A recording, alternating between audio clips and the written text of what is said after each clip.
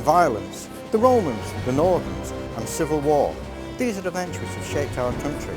Throughout these events, Chester has played a major role. This documentary will look at the history of Chester and its mighty wall, from its building by the Romans 80 years after the death of Christ to the present day, a tourist attraction and a window into the past.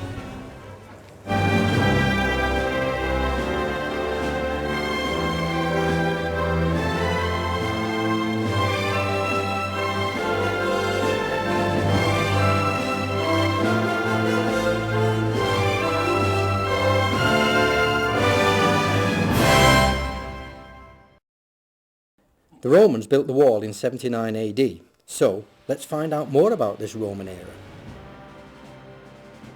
So here, standing on the walls, it brings to mind one thing. What are the Romans doing here? We're at probably the furthest northwest point in the whole of the Roman Empire, which extends from North Africa right up to Inverness in Scotland. But what are they doing here at Chester, on this Tunga sandstone, surrounded on two sides by the River Dee and the bog marshes of the estuary on the third side, giving one access point only? Well, being a huge fortress garrisoned with some 6,000 men or more, with its own amphitheatre and probably a large conurbation of vicars, of civilians and population and followers of the army, the good thought is that this was possibly a staging post before continued expansion of the empire into Hibernia, known today as Ireland. But it is a great position, only 1.5 miles from the sea, based on a basin of water which is about 70 metres deep. The Roman fortress of Chester was the largest in Britain, covering some 60 acres, and in plan view, as you can see, it resembled a very large playing card with round corners and straight edges. This large model of Chester gives a bird's eye view of Chester's fortress as it was about 220 AD. The Roman amphitheatre at Chester was the biggest amphitheatre in England, holding over 6,000 spectators. We go now to Mr. Dan Garner, who's the senior archaeologist on the amphitheatre dig.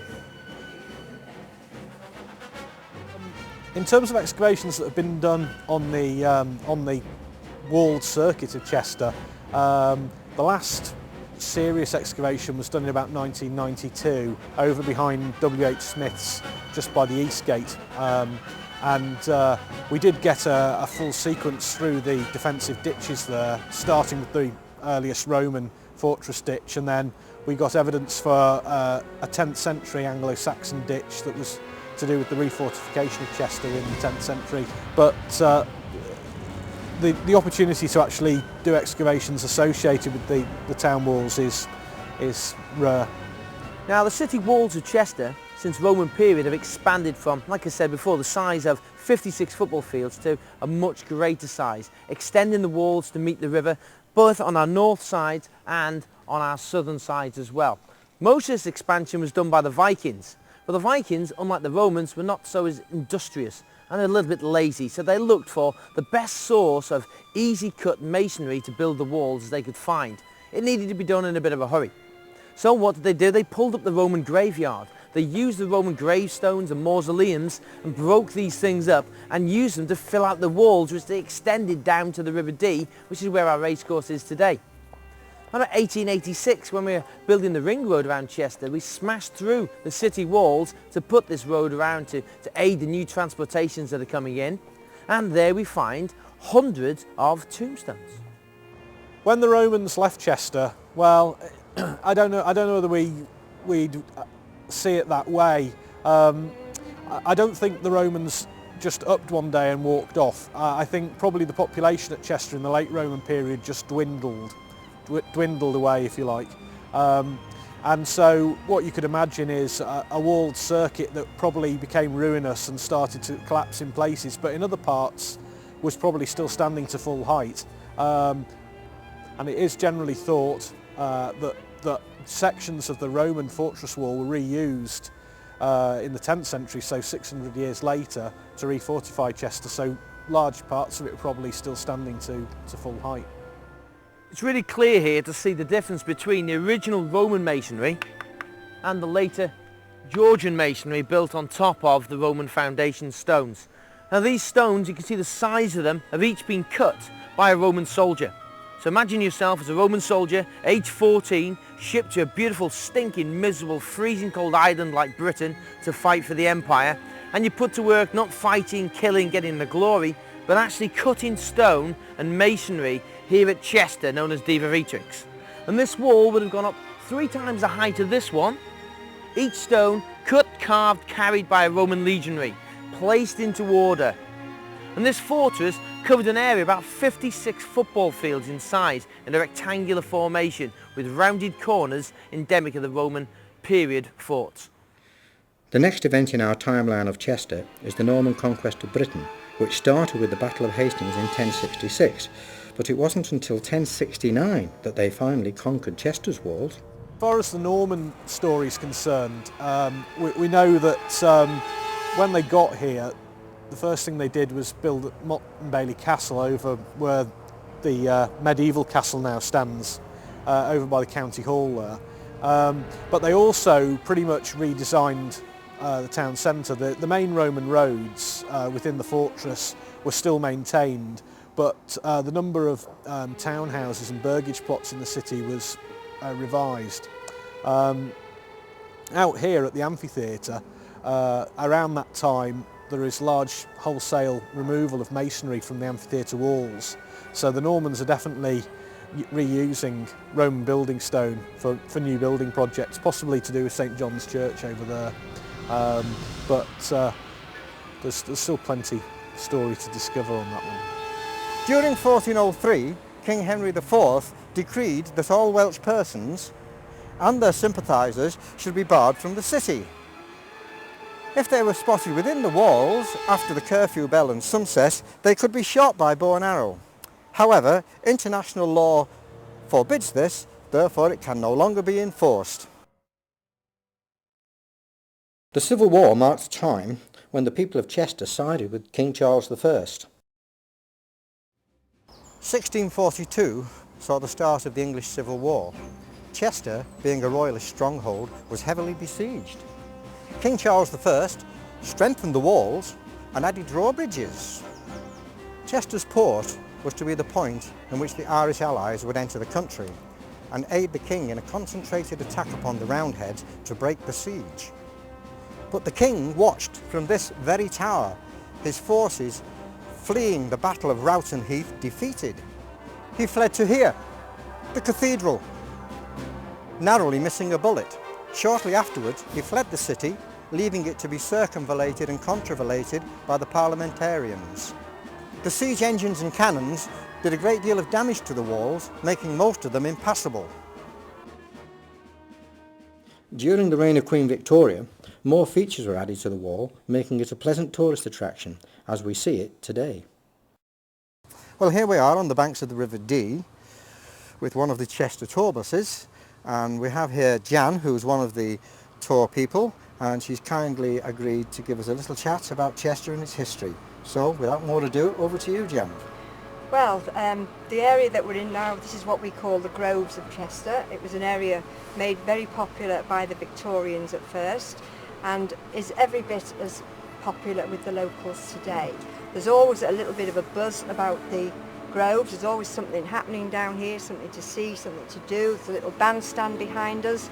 Most weekends in the summer we have music playing on the bandstand, and then ahead of us we've got our walls, and very often at the weekends during the summer months artists come down here, put the paintings on display with the hope of selling them on to the public.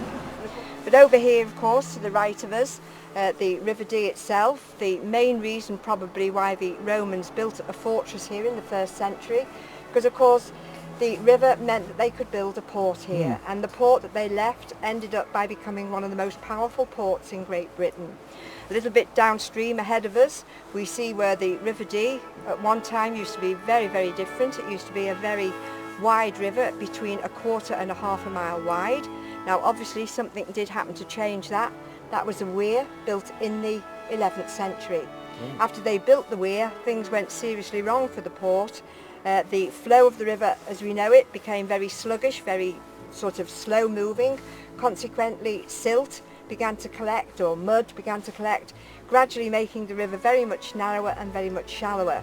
The port did relocate on one occasion to keep alongside the river as it moved itself, but eventually nature was the winner and the powerful port of Chester was forced into closure forever. Different thing. The other day I was walking in Chester and I noticed the Bridge of Sighs. Yeah. And I was thinking of the Bridge of Sighs, the other Bridge of yes, Sighs. that's right, that's where it takes... Is it similar? Yeah, it takes its name from that. Right. Because underneath the North Gate, where the Bridge of Sighs is, Right. was once the notorious Northgate Prison. Ah, And this yes. is where prisoners many centuries ago used to be kept underneath the gate, 30 feet below ground. Right. You know, this city is built on a sandstone plateau, and their cells were below ground, hacked out of the sandstone base that Chester's built on. Right. They were fed their air, it said, by one finger-width pipe that came from the street level into the cell. And obviously, the Bridge of Sighs was built in 1793 after the canal had been taken through. I see. You know, they used to walk prisoners round I see. into a chapel in the Blue Coat Hospital to give Uh-huh. them their last rites before execution. But as they walked them round, you can imagine quite a few of them were making bids for freedom. I imagine so. Yes. The bridge was built to take them across the canal directly into the chapel, so they had no chance of escape. To stop them running away, in Yes, fact. Another striking thing, and I guess that Chester is known by it throughout the world, is the clock. Oh yes, Yep. our pride and joy, as Yes, we call it is a beautiful clock, yes. isn't it? Yes, it was put there in 1897 to celebrate the Diamond Jubilee of Queen Victoria, her Right, 60 yeah. years on the throne. Serves as our tourist logo throughout the world today, of course, but put there, say, to celebrate the Diamond Jubilee and built by a Whitchurch firm. It was built by William Joyce of Whitchurch, yeah. But as we move down Frodsham Street, as it's known, just have a look here to our right and you'll see a very small pathway up the road here. It leads to a very, very tiny gate. You can see there's a lady just walking through the Oh, right at the gateway. end there, yes. And that little gateway is known as the Kaileyards Gate. And it is actually now our oldest gateway. It was put in the wall in 1275 to allow the monks to come from the abbey into their Kaileyards, their vegetable gardens that used to be here that's right, to the yes. right of us. Because before that gate was put into the walls, every time the poor monks wanted to work in the gardens, they had to trudge half a mile through the city streets to get to them. the Kaileyards. And obviously found it a bit tiresome. So they would plead with any monarch on the throne and listen to them to allow them to breach the wall at that point. So And they that had was direct allowed? access. Edward I, Right. Hammer of the Scots, Yeah. he was here in the 13th century, used Chester as a base whilst he built his castles throughout Wales, and of course he gave consent for the gate to be built in the wall at that particular time. Up until last year, that gate was closed every night because Edward I, he gave conditions for it being built in them. Yeah. There had to be conditions, of course. One of them, it had to be a very tiny gateway. Two, it had to be strong and defensive, double Right. thickness wood. Yeah. And thirdly, to complement that, it had to be closed every night at curfew time, 9 o'clock. And this was done for well over 700 years. Last year, because of the politically correct times we're living in and the public liability, they've now decided that the man who went and closed the gate, well, he's considered to be at risk now. So after 700 and odd years of closing the gate, they've now decided to leave it open, and it's one of the longest traditions of this city that's now gone from us forever. This brings us to the present day on our timeline. So here we are in the present day, 2,000 years after the walls were built. The army's presence here has changed from an occupying defensive force to a small barracks outside the city walls and an army careers office.